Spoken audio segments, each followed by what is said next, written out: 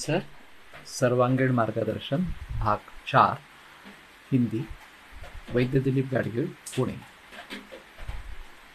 तो हम शंकर के बारे में बात कर रहे थे और शंकर अगर टालना है तो शायद बछड़ों को वही दूध पिलाना होगा जितनी मात्रा में उनको चाहिए और फिर अगली अगली पीढ़ियाँ सशक्त बनेगी और फिर दूध बढ़ेगा। ये एक पर्याय है।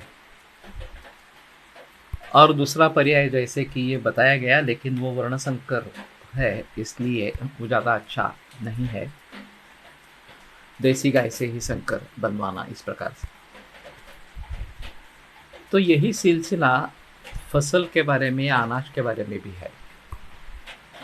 पहले ज़माने में किसान जब पहली फसल आती थी तो उसमें से अच्छा बीज निकाल लेता था और वो स्टोर करता था।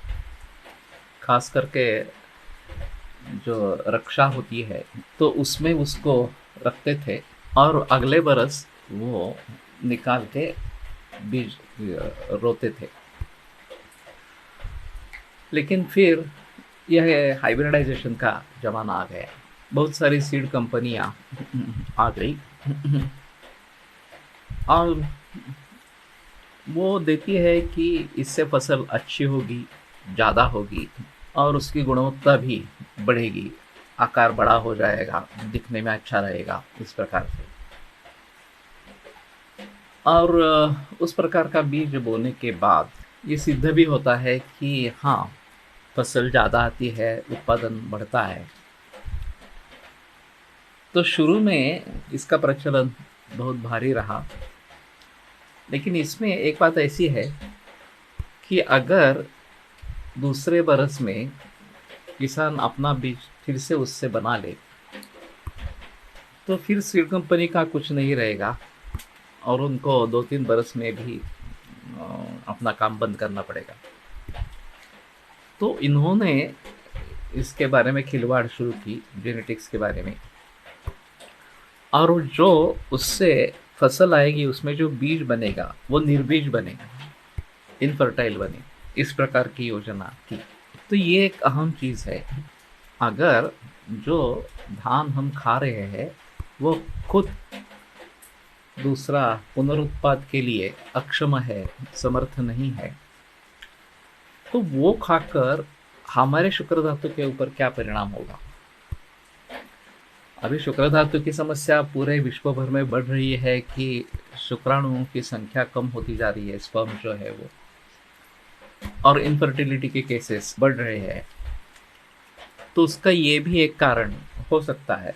दूसरी चीज़ ऐसी कि उसकी खुद की प्रतिकारक शक्ति अच्छी नहीं रहती, जो मूल बीज में थी वो उस प्रकार में नहीं है।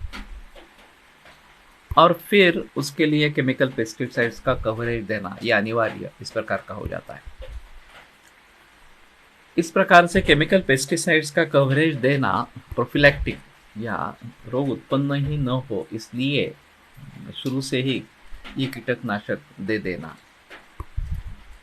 इससे दो तरीके का नुकसान होता है। एक तो जहर हमारे अन्न में उतर आता, ये तो केमिकल्स है, ये खाने लायक चीज़ें है ही नहीं, लेकिन उसके जरिए ये विष हम सेवन करना आरंभ करते हैं। उसके जो नैसर्गिक शत्रु है, जो भी कीट होंगे उनके जो नैसर्गिक शत्रु है उनको भी ये मार देते हैं। तो एक निसर्ग का चक्र अव्याहत रूप से चलता रहता है। जीवो जीव से जीवन, एक जीव दूसरे जीव का जीवन इस प्रकार का है। तो उस कीड़ों को खाने के लिए और कुछ कीड़े इस प्रकार के हो सकते हैं, पक्षी हो सकते हैं, वो सभी भी इससे दूर हो जाते हैं या मर जाते हैं। तो निसर्ग का जो एक चक्र है उसको ही हमने बिगाड़ दिया इस प्रकार से। और फिर आगे चलकर फसल बढ़ाने के लिए ये रासायनिक खाद का उपयोग होता रहता है। तो ये पूरा विशेष सर्कल बन गया है।